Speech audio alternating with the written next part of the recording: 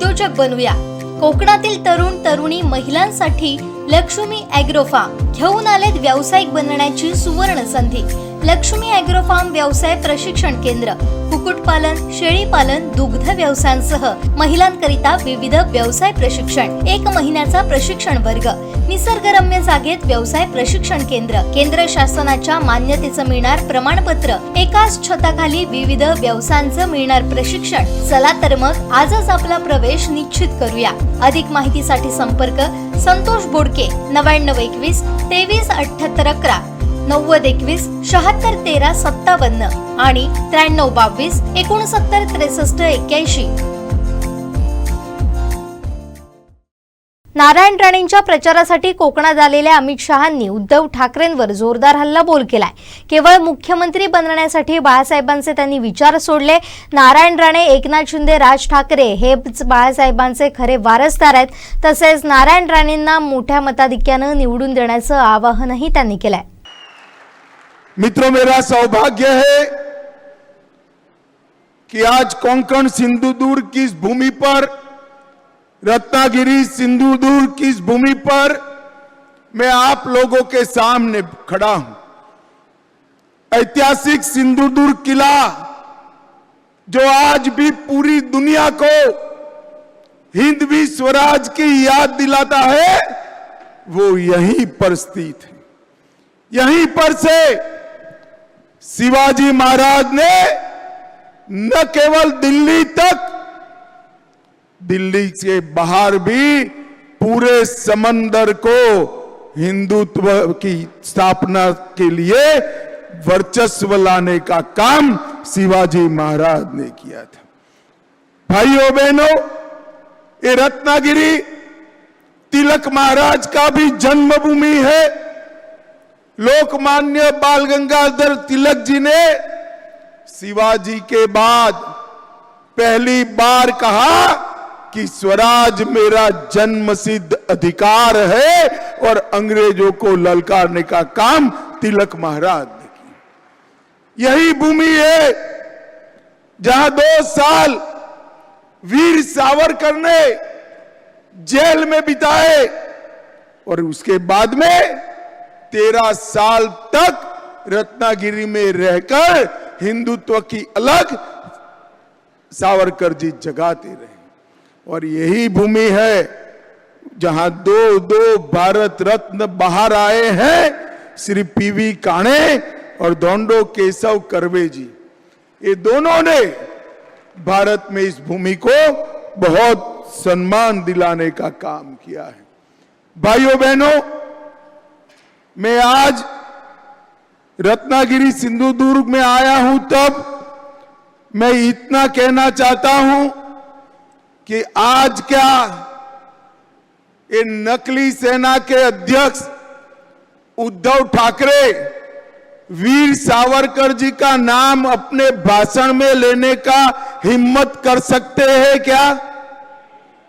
बोलिए, कर सकते हैं क्या?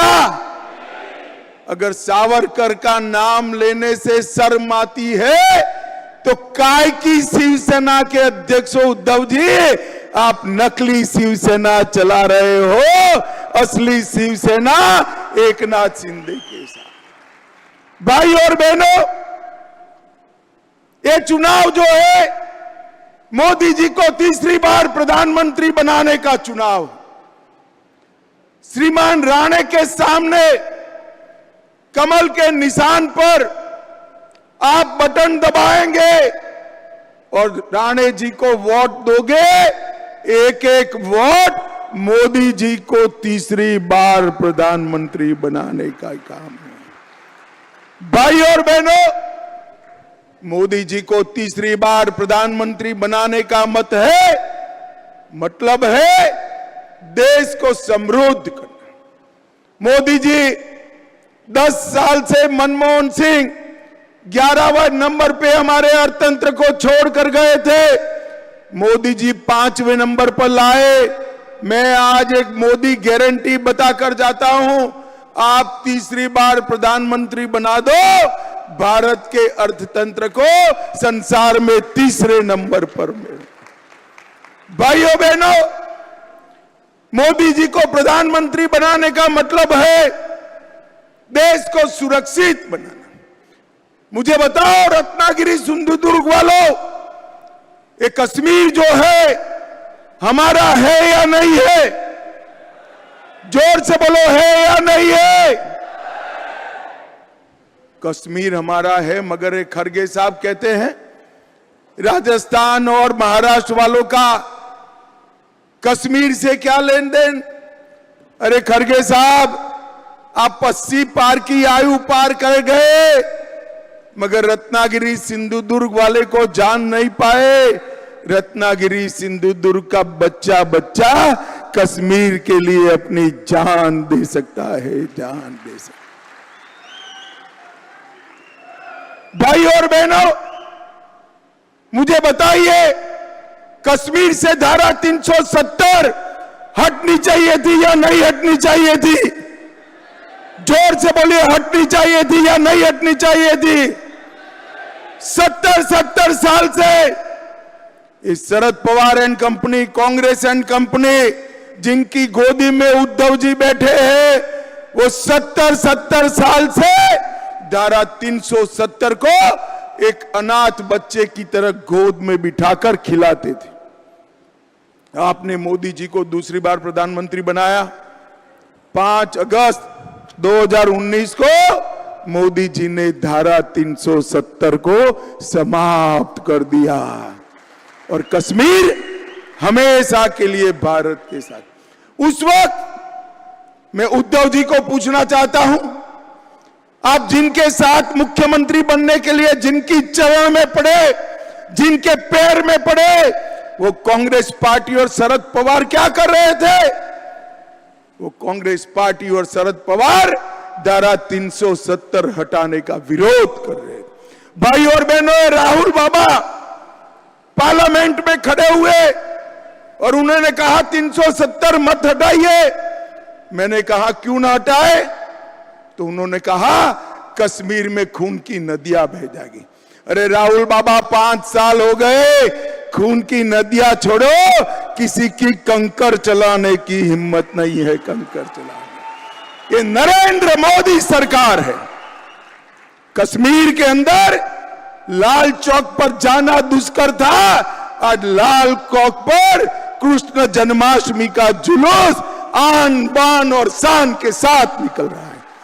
भाई और बहनों, मैं आज उद्धव जी को पूछना चाहता हूं, उद्धव जी, देश की जनता के सामने, बाला साहब के अनुयायियों के सामने स्पष्ट कर दो, आपको मुख्यमंत्री पद चाहिए या धारा 370 के संरक्षक कांग्रेस और एनसीपी?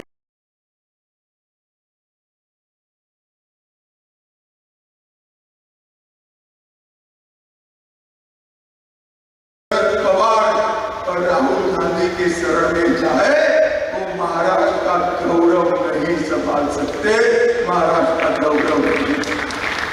भाइयों बहनों, 10 साल तक सोनिया मनमोहन की सरकार चली इस देश में।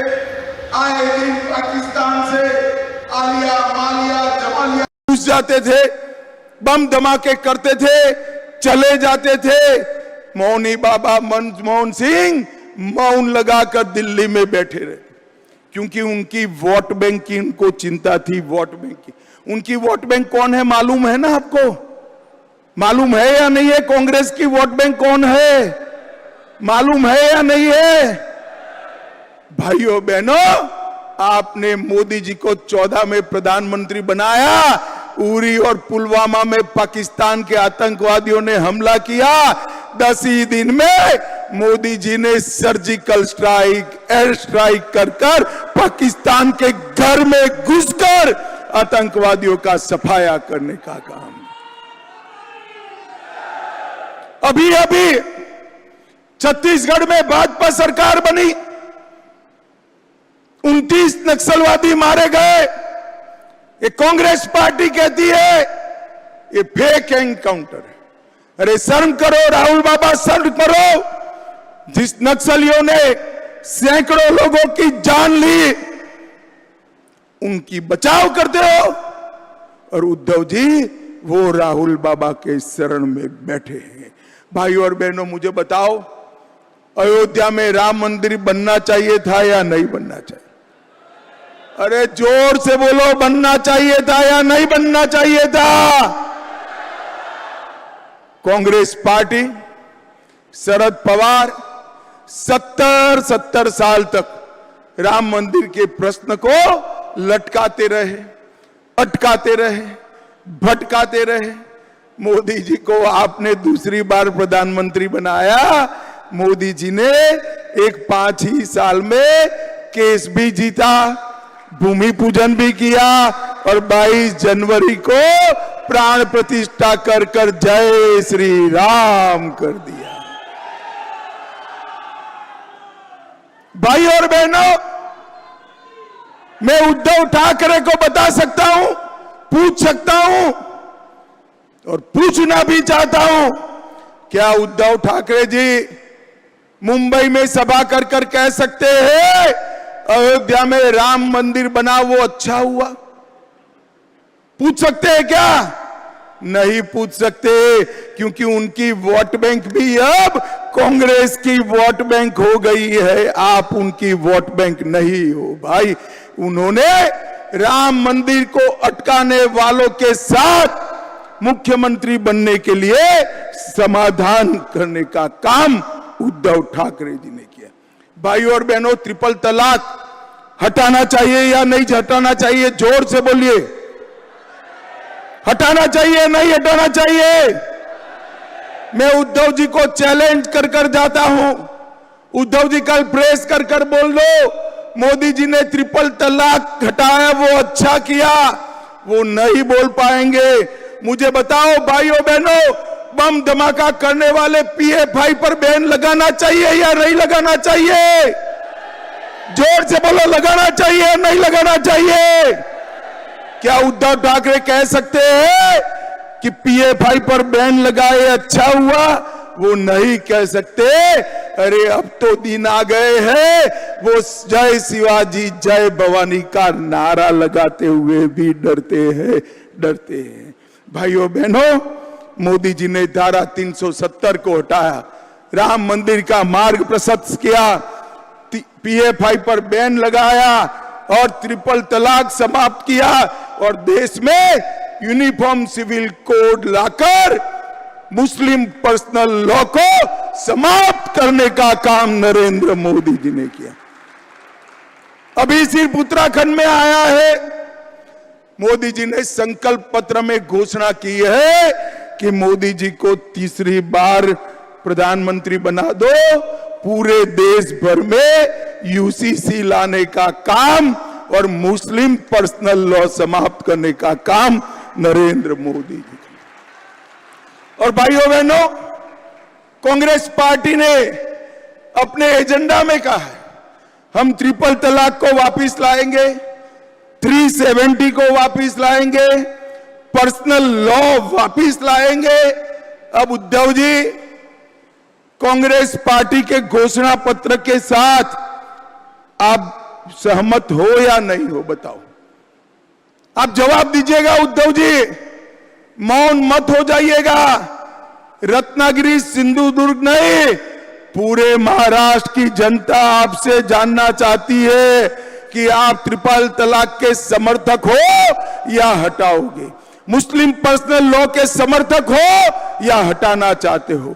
370 हटाना चाहते हो या रखना चाहते हो? आतंकवादियों को जवाब देना चाहते हो या वोट बैंक के लिए उनको बिरयानी खिलाना चाहते हो? उद्धव ठाकरे, आपको जवाब देना पड़ेगा। ऐसा नहीं चलेगा। बाला साहब की विरासत ऐसे नहीं मिलती है उद्धव जी। बाला साहब के यहां आपने जन्म लिया, विरासत तो नारायण राणे, एकनाथ शिंदे और राज ठाकरे के पास रह गई। आप कब के पीछे छोड़कर चले गए। भाई और बहनों, ये महाराष्ट्र का चुनाव असली शिवसेना कौन है वो तय करने वाला चुनाव है।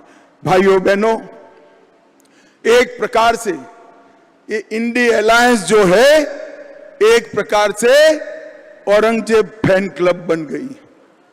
अब सिंधुदुर्ग रत्नागिरी वालों को तय करना है कि मोदी जी के साथ जाना है या औरंगजेब फैन क्लब के साथ जाना है। भाइयों बहनों, हम जब नाम बदलते हैं औरंगाबाद का, तब भी ये विरोध करते हैं।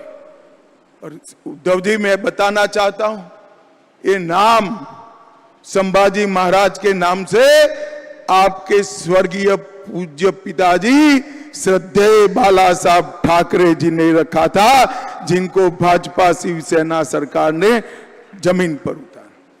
भाइयों बहनों, मोदी जी ने ये 10 साल के अंदर गरीबों के कल्याण के लिए ढेर सारे काम किए। मोदी जी ने 60 करोड़ से ज्यादा गरीबों को प्रति व्यक्ति प्रति माह 5 किलो अनाज फ्री ऑफ कॉस्ट देने का काम किया। मोदी जी ने 14 करोड़ शौचालय गरीब माताओं के घर में बनाए।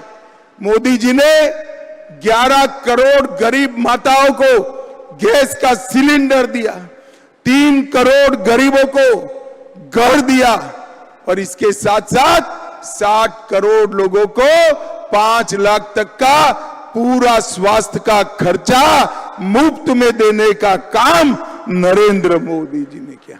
और मुझे बताओ सिंधुदुर्ग रत्नागिरी वालों, कोरोना के दोनों टीका आपको लगे हैं या नहीं लगे हैं?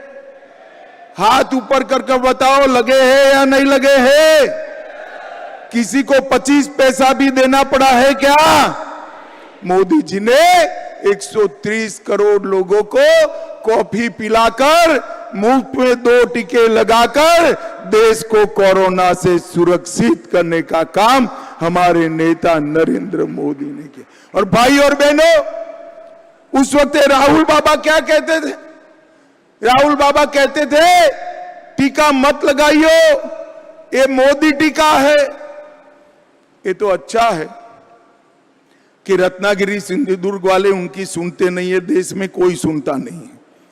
सबने जाकर टीका लगा दिया। जब उन्होंने देखा सारे लोग लगाए, एक दिन अंधेरे में बहन प्रियंका को लेकर वो भी चुपचाप टीका लगाकर आ गए। अरे राहुल बाबा, कोरोना जैसी महामारी में राजनीति करते हो, शर्म आनी चाहिए, शर्म आनी चाहिए। और उद्धव जी उस वक्त शरद पवार और राहुल के समर्थन से मुख्यमंत्री थे। कोरोना की खिचड़ी खाने का पाप उद्धव ठाकरे के साथियों ने किया है। मित्रों, कोरोना की खिचड़ी में गबन करने का, भ्रष्टाचार करने का काम इन्होंने किया है। मोदी जी ने कोंकण रेलवे का पूरा इलेक्ट्रिफिकेशन करने का काम किया। सिंधुदुर्ग जिले में हवाई उड़ान शुरू हो चुकी है। वंदे भारत ट्रेन कोंकण के लोगों को मिल चुकी है। 12 स्टेशन नए बनाने की शुरुआत हो चुकी है। एनडीए की सरकार ने काजू बोर्ड बनाकर काजू के खेती करने वाले किसानों के लिए एक बहुत बड़ा फैसला लिया है। और आपके जो आम है ना रत्नागिरी वालों, आपके आम के लिए भी अलग से आम का बोर्ड बनाने का काम भी बहुत जल्दी पूरा होने वाला है। 12,000 से ज्यादा घर सिर्फ रत्नागिरी में बनाए। 11 लाख किसानों को किसान सम्मान निधि दिया। सिंधुदुर्ग में 3 लाख परिवारों को आयुष्मान भारत का फायदा मिला। 84,000 घरों में नल से जल पहुंचा। और उज्ज्वला योजना में 1,51,000 माताओं को गैस का सिलेंडर देने का काम नरेंद्र मोदी सरकार ने किया। और मित्रों, मैं मत्स्य पालन करने वाले भाइयों को भी कहना चाहता हूं, 121 करोड़ का प्रोजेक्ट रत्नागिरी डिस्ट्रिक्ट में फिशरीज हार्बर बनाकर अपने मछुआरा भाइयों के लिए बहुत बड़ा काम नरेंद्र मोदी सरकार ने। और 146 करोड़ की प्रोजेक्ट कॉस्ट के साथ सखरी नेट रत्नागिरी डिस्ट्रिक्ट में भी फिशरी हार्बर बन रहा है। भाइयों बहनों, फिश लैंडिंग सेंटर के लिए 51 करोड़ का प्रोजेक्ट 6 स्थानों पर नरेंद्र मोदी जी ने लाया है। मैं आज राणे साहब के लिए एक बात बताना चाहता हूं।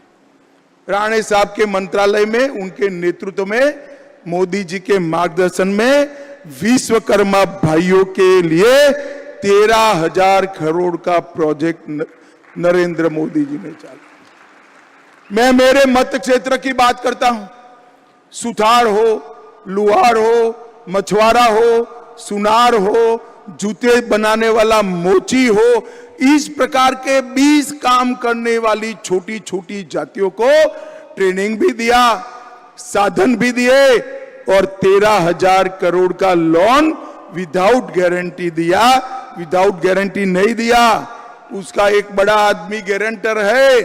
ये 13,000 करोड़ की लोन का गारंटर अपना प्रधानमंत्री नरेंद्र मोदी है। नरेंद्र मोदी, उसको कोई गारंटी नहीं लानी है, घर नहीं लिख कर देना है, एफडी नहीं गिरो करनी है। मोदी जी की आबरू पर उसको 13,000 करोड़ का लोन मिले। ये सारे गरीब विश्वकर्मा भाइयों, 20 जातियों के लोगों को लोन मिलेगा। एक पूरा काम का आयोजन हमारे नारायण राणे साहब ने किया है। जोर से ताली बजाओ नारायण राणे के लिए। भाई और बहनों, अब समय आ गया है देश को विकसित बनाने का। हमारा देश कब तक पीछे चलता रहेगा? आप मुझे बताओ, रत्नागिरी सिंधुदुर्ग वालों, ये देश दुनिया में 1 नंबर पर होना चाहिए या नहीं होना चाहिए? जोर से बोलो, होना चाहिए या नहीं होना चाहिए? क्या शरद पवार कर सकते हैं? जोर से बोलना, कर सकते हैं? ममता बनर्जी कर सकती है? उद्धव ठाकरे कर सकते हैं?